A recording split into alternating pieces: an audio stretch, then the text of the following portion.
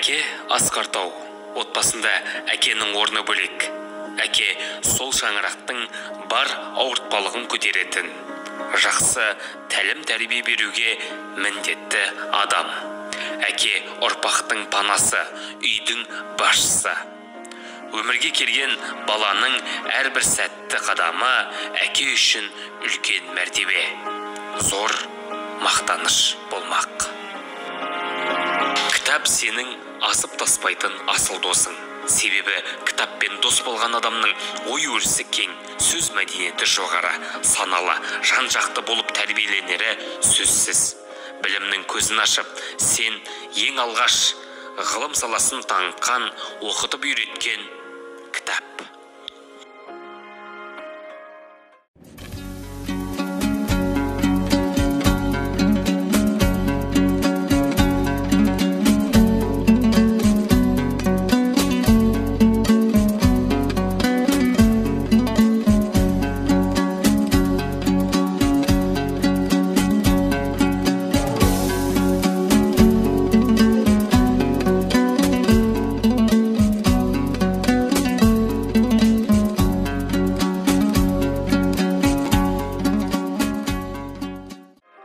Қазақтың ұлттық ойындары бабаларымыздан қалған асыл қазына. Сондықтан халықтық мұраны үйренудің әрі күнделікті тұрмысқа пайдаланудың заманымызға сай ұрпақ тәрбиелеуде орасан пайдасы бар. Ұлыммен бірге ұлттық ойындар ойнап, шығу тарихымен танысып, балама ұлттық тәрбие беру менің әке ретіндегі негізгі мақсатым.